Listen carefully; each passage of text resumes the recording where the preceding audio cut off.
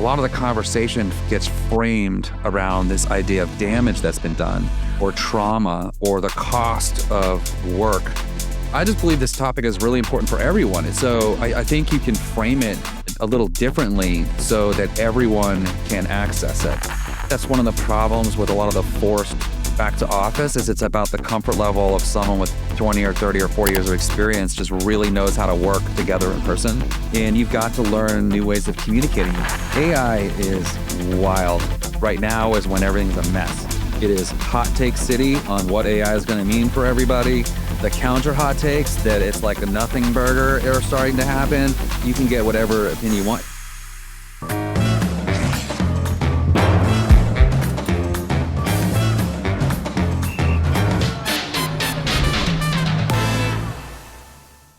Welcome to the People Managing People podcast, the show where we help leaders keep work human in the age of AI.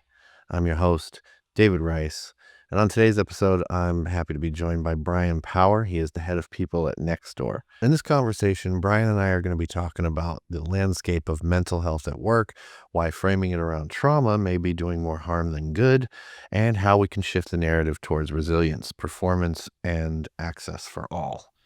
We also talk about the rise and fall of bring your whole self to work, the growing preference for boundary setting, and how generational differences are shaping expectations around workplace connection. And of course, we get into AI, what it means for jobs, those previously mentioned boundaries, creativity, and how Bryan is leading cultural transformation at Nextdoor in the face of this disruptive moment. So without any further delay, let's get right into it. Bryan, welcome. Thanks for having me. I appreciate it. So, we had a good conversation before this. I'm going to start it here. Mental health at work became this big conversation during COVID, right? But it's come a long way from that. And as we were chatting before this, you were pointing out to me that it's still often framed around trauma or crisis. And I'm curious, what's the risk of framing it that way? And what should we be doing instead? Yeah, so I think it's useful to, take some history into account here because I've really long been a mental health advocate. And what I found prior to COVID was that it was more of a niche topic and it was really kind of stigmatized. People often associated the terms mental health with mental illness. And it was a topic that just wasn't that commonplace in the modern workforce. And, in my career, particularly in human resources, I felt like knowledge work in particular, a lot of the strain that employers put on their employee population hits their brain. And so it creates a lot of challenges like stress, which can lead to anxiety or depression. And so I think one of the upsides of the COVID pandemic was that everyone kind of experienced this spike in mental adversity, just trying to navigate this global phenomenon. And what that meant was that the employers needed to center on mental health because everyone had this crisis they were dealing with. I think that was positive because it really brought forward this theme that I just believe is part of every employer-employee relationship now. You could kind of talk more openly about it. I think, more recently, kind of 2025, one of the things that I've noticed is a lot of the conversation gets framed around this idea of damage that's been done or trauma or the cost of work and what it does to you. And so it kind of sets up this, one point can be confrontational always with what the workforce is doing to its employees, or it kind of leads you to the severe, like people who you really need to take serious or dramatic action to deal with whatever is going on. I mean, I just believe this topic is really important for everyone. And so I think you can frame it a little differently so that everyone can access it. I have found myself more often, instead of evangelizing that we need to talk about it, framing it to I think, priming your mental health is something everyone can do to do the best work of their lives or the job they're working for. And I think that's a better way to open the conversation with your employee population because it's something everyone that can relate to. Yeah, absolutely. I agree. Like when we focus in on just the negative or just the trauma aspect of it, we sort of create like a space where it becomes even more difficult to talk about in some ways. You know what I mean? Yeah. Like rather than if it's just like, look, we all sort of experience these things. It's a natural part of like going out into the world, right? Like things are Yeah. gonna happen to you. Things are gonna be hard at times, and how you deal with it and sort of the mental resilience you build for yourself is gonna be key to not only how you succeed at work, but how you just function in society. So, but, thinking back around to COVID, we were having a lot of conversations around this idea of bringing your whole self to work, and I always kind of thought that sounded weird. I didn't want people like, for me personally, I was like, "I don't want everybody at work to know everything about me." Right? But it was something that leaders were talking about publicly. And now there's been a shift from this idea of bring your whole self to work to sort of respect my boundaries at work. What do you think triggered that change, and do you think that's a good thing? Yeah, again, I think historically in my experience that phrase "bring your whole self to work" was grounded in people wanting to be authentic in the workplace, versus you have like your professional identity and no one knows anything about you. Or even worse, you have to kind of respond to someone else's personality or likes and dislikes without really able to share whether you agree or disagree. You see this a lot with power dynamics with the boss and the team, and you better like what the boss likes, and if he doesn't like what you like, don't bring it up. And so this kind of authenticity was about, hey, everyone should really learn more about each other, and people are different, so it's going to be different things. That's certainly how I experienced it, and it's good. You learn about people from different walks of life. You come to appreciate and differences from how you think or what you believe.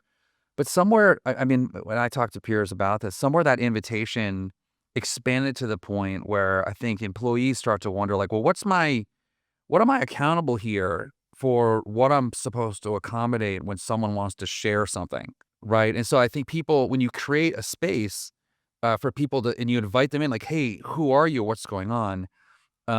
Without kind of setting the boundary, some people will kind of take advantage and share more than people want to hear. This gets into like TMI, like it kind of doesn't matter. And so I think a current trend is people are trying to kind of walk back is probably too strong of a word, but reestablish like, hey, we're here to work on something together professionally. Like that's our shared interest is this company and our collective professional success. And we don't have to include everything else. Like you can leave stuff out that you want to do outside of work. Like, I don't need to know everything. And I think this voice that maybe was silent when people who are super extroverted and want to share everything, expect everyone's going to share everything. It's the louder voice for me right now is people are like, hey, I'm good. It's not that I want to get to know you. We're coworkers. That authenticity and collegial nature is important, but I like having other parts of my life that is not part of work. Yeah. No, I agree. Now, there's some data out there that suggests, younger employees, they're craving workplace connection, right? Older employees, I'm starting to put myself into that bracket now, Yeah. but maybe not so much wanting all that connection. Really comfortable in like the remote environment. Now, without adding to the generational divide, I'm curious though, how can companies balance these sort of competing needs? Yeah, uh, I don't think it falls exclusively on age differences, but there's certainly like different needs depending on where you are in your career. I think early career people, for obvious reasons, are really interested in learning and apprenticeship and mentorship. And my personal bias, I think that's easier to do when you're together in person. On the flip side, a lot of older employees are parents, and so what they're leaving behind at home to come into work is a really different thing. If you literally put it to a parent of a 5-year-old, I have a 5-year-old, hey, we'd rather you just kind of be around the 22-year-olds versus with your 5-year-old. It's a really stark choice that, again, the norms around working from home, which really changed in COVID, have really shifted. Like people before COVID, maybe they didn't totally internalize the sacrifice they were making leaving their kids at home. Once they were home with their kids full time, they now know Yeah. very differently. You always kind of know you're missing your kids, but you didn't have the experience of being there all the time. And so I think a lot of the older thing is really about parents who are like losing time with their children that they kind of are really valuing really differently. The flip side of that though is the digital versus in person is I think a lot of younger the early career workforce is just really comfortable online, like Hmm. authentically online. Where older people like me are kind of it's still thought of as like a second thing, like I'm used to working in person and working increasing online, but for a lot of younger people, their life is online.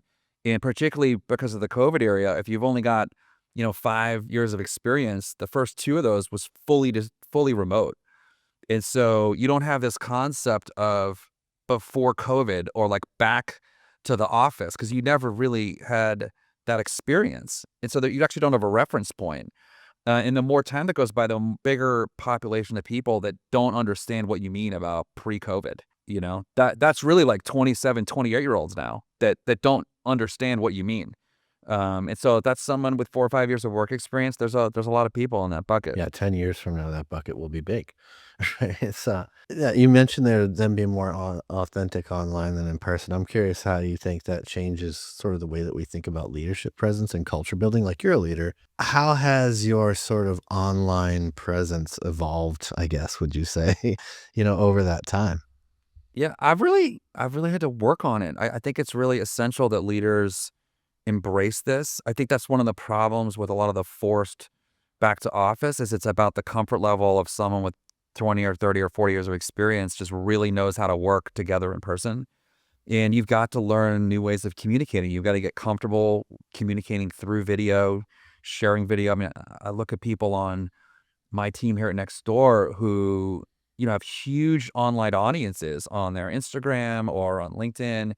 And like that's gonna be more normal than not now, And so that people are now the true kind of digital natives, the people who are always the youngest ones. They are so comfortable through like mediums like TikTok and Instagram and creating video. For older people, I think it still feels weird to like record yourself on video by yourself and share it. It's not something you've done for your whole career. That's just like one example, but just understanding how to really manage virtually is something you need to continue to develop. Yeah, I think it's something like a lot of people haven't quite figured out. Like, not, I mean, managers, even in, folks that are a few years younger than me, and a lot of them have been on social media. They are kind of like used to that, but just it is just an environment where you have to be so much more intentional when you're I mean, and how you approach people. Definitely. So there's kind of another shift here that's gone on. You mentioned there's no pre-COVID reference points for a lot of people, and folks are working in remote environments, and so maybe they aren't quite getting that sort of exposure that was learned through osmosis in the office. I'm curious, like in your opinion, how do you feel we should be teaching these young professionals, sort of like what it means to be professional? I think one of the so, everyone declared they knew where the world was going in 2020 and 2021. Everyone had just kind of figured it out. I think the only thing I was really confident in 2021 was like, I don't know, this is all gonna change. The pattern will come more clear as we move through this. And I think the osmosis thing is one of the key assumptions that has really been flipped, where people really believe. So some people are like, "Hey, back to the old way. If we're all together, good things are gonna happen." But the loudest voice is like, "That's not true. If I come to an office, I'm on video all day. I don't know anybody. I'm not working with anybody who I'm sitting around. Like the osmosis doesn't happen as much as you think. For leaders, it does. Leaders, you walk around, you see everybody, you get information, you can check in on a million people. It's much harder to do online. That's a smaller subset of the employee base. But I think what's really is clear is when you're really intentional, when you're in person, like when you want to when you want to shake someone's hand and look them in the eye and build commitment, you're going to do something together. That is more meaningful in person than like a Slack emoji, I believe. Again, I'm biased on how I do it. When you want to really recognize someone, say thank you, cheer for them, like the volume of an out loud applause, when the whole team's together versus just like the balloons going up on the video, you feel it more viscerally. And so people understand when you get together to do those types of things, it's better. But just aggregating people in person doesn't create that, particularly when they're being asked to do all these other things when they're sitting in an office. And that's been the most clear thing is the intentionality of being in person. And I think what people do crave is those benefits when you however often you come together, weekly, monthly, quarterly, annually. They want that when they get together. And I think it's hard to disagree with that. One thing I've noticed is as we've seen that shift when we do bring people together and everyone really makes the commitment, invariably, like some person's like, oh, I couldn't come because of something. And the group is almost like, I mean, if it's, something serious, it's understood. But sometimes it's like, come on, We're all getting together. We don't do this very often.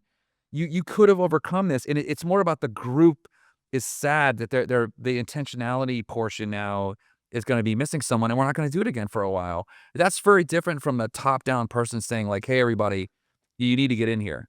When the group itself was like, "We want to be together," and this is now a loss that we couldn't all do it. Yeah, no, I agree. I think we're hearing it more like, so I've done some discussions with people who organize offsites, for example, and they talked about how like about Yeah, 30% of the time is like a really ideal, sort of like close to ideal amount if you can get people together that much because it gives them yeah, what they're looking for, like you mentioned there, but also that like flexibility and freedom still there most of the time. that's So, right. yeah. Um, so like one of the things I it's interesting to me is sort of like what are we wanting flexibility for? It's really to like protect certain things that matter to us that are outside of work. And I think to do that well, we've got to get managers to like understand their people. It doesn't have to, if you don't have to be up in everybody's business, but you got to understand your people and what matters to them and help build that into the sort of way that they work, right? You got to operationalize it. So I'm curious, what advice do you have for doing that without maybe getting too personal? Like how do you help people protect their time and make the most of it? Yeah, so I learned this from Marissa Mayer, who was my boss. She was the CEO of Yahoo, an early employee at Google. And I just love this tactic because I think it's the right balance of authenticity and showing you care about someone who works for you without being too invasive. And I think you asked someone who works for you, like, what's one thing that is really important to you that you're going to resent the company, you're going to resent me, your boss, if I interfere with this? Like, what's one specific thing? And that's, like, such an easy invitation. And you can say, "Hey, I really like to be home for dinner with my kids. I'm happy to get online after if you need me, but, like, when I miss dinner, I can't work well the next day because I missed that thing." Or, "I have this one spin class or yoga class that's, like, at 8 a.m., and I love the teacher, and if I can go to that." Like, as a manager, you're nuts to not protect this one thing or to bother them in that. And when you actually help protect it, they feel like you're now balancing, "Okay, I know you're my boss, and you gotta get me to do all this stuff, but you're also using your energy to kinda help me get what I need outside of work. And I don't have to tell you my whole life story. It's just like this one thing." So the employee can be very comfortable with how much they share and why, but it does get through it gets past a little bit of like the shell of like we're just doing work together. Yeah, I agree. I can like from a personal story sort of perspective, I had a manager who like understood how into like Liverpool FC I am.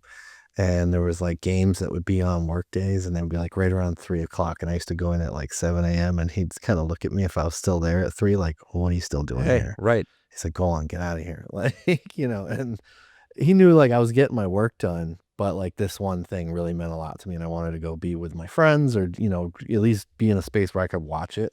And yeah, That's right. I'll tell you, it meant a lot to me. Like at the time, I still think he's one of the best managers I've ever had. So Those simple things, because it generates a reciprocity. You're willing to kind of meet the call if your manager is showing their desire to kind of, let you do what you want to do outside of work. absolutely, absolutely. Now, I feel like I can't have any conversation without talking about AI at some point, right? That's right. So now, I did want to ask you because you're leading Nextdoor's sort of cultural transformation around AI adoption. I'm curious, how does AI intersect with mental health and sort of boundary setting in your view? Yeah, AI is wild. Like, I've been in tech now for, almost 30 years, and I've seen lots of waves of disruption. And this is without question a big one. Is it the biggest one ever? Like, I don't know, but it's really changing the way work gets done. And right now is when everything's a mess. Like, it is hot take city on what AI is gonna mean for everybody. The counter hot takes that it's like a nothing burger are starting to happen. Like, it's just you can get whatever opinion you want. It actually reminds me of the early days of the work from home disruption because, again, you get work from home is gonna end in 2 years. We're never going back to the office. Like, that's the range of what AI is really gonna do. I think on the one hand, and I'm still kind of finding our way as we talk about this at Nextdoor, is there's a huge fear factor from a lot of people that maybe we all do lose our jobs. or maybe all the junior people or mid-level people lose their jobs. Like, I think it's wrong for companies to be really dismissive of that fear. When you talk about people's career and their livelihoods to earn money, that's very stressful, particularly when a lot of the headlines are like, oh yeah, we're just going to get rid of these jobs so the smaller company can make more money. That's not a good lane for society at large if you kind of play it out that way.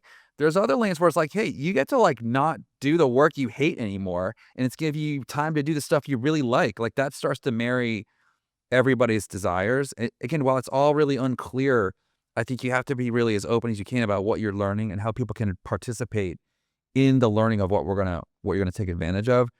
I just personally think, like what I try to do at Nextdoor is like, the goal is not to get rid of people. It's really not. So we're about 500 employees right now.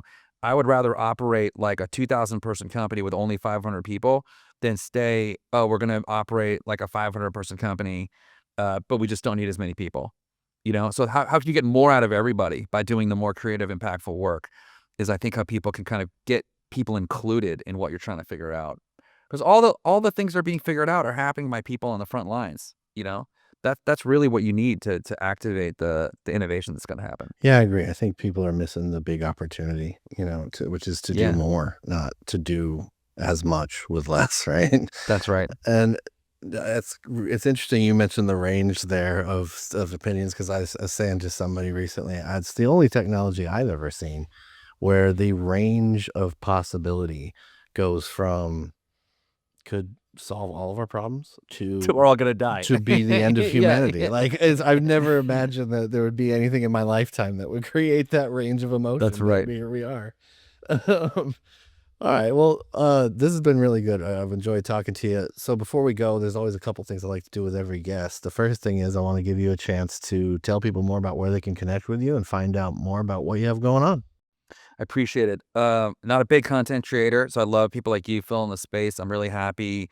One I think that's happened in the last couple of years is the people community in general has become much more about sharing and collaboration and talking with one another. So I really appreciate what you're doing. I think the best one would be to follow me on LinkedIn. My name is Bryan Power, BryanPower. I'm old enough that a lot of the original tech properties I have my actual name. So that's where you can find me share ideas here and there and find out where I'm speaking, stuff like that. Excellent. All right. And the second thing is we have a little tradition here on the podcast where you get to ask me a question. Can be related to the topic or not. Anything you want. I'm gonna turn it over to you. Ask me anything. Yeah, so I think you're in a great vantage point. You talk to so many interesting people, you have great conversations. What's one thing you're really learning right now? Like you're in the mix of going deeper on to try to understand better. I'll tell you, it's this vibe coding thing. Like, Mm, it allows me to like do stuff. I mean, I would never even come close. I wouldn't even know who to pay in a lot of cases to try and build this. You know what I mean? Like, I've been working on. First it was like a quiz that if you took it would recommend personality assessments based on the role and the skills that you wanna hire for, which I thought was like, wow. because a lot of people complain about personality assessments, and my question was, "Well, maybe you're just using the wrong one, because there's like Mhm. 500 of them, Totally. like, so but then, like, I was able to, like, create that with it, and then doing a layoff impact analyzer, and it was able to visualize things I wouldn't even know where to begin. Otherwise. And I'm just thinking now of like all these potential tools or like rethinking, you know, what does the performance management setup look like? Yeah. Or even like, how can you possibly map skills to future roles that we think are going to become a thing? Or as they develop, how can you kind of map the skills that people have? And I'm starting because one of the things I think it drives me a little crazy, and I think it drives a lot of people crazy about the AI conversation is people always say, well, it's somebody using AI that's going to take your job. And we kind of see that maybe that's not totally true.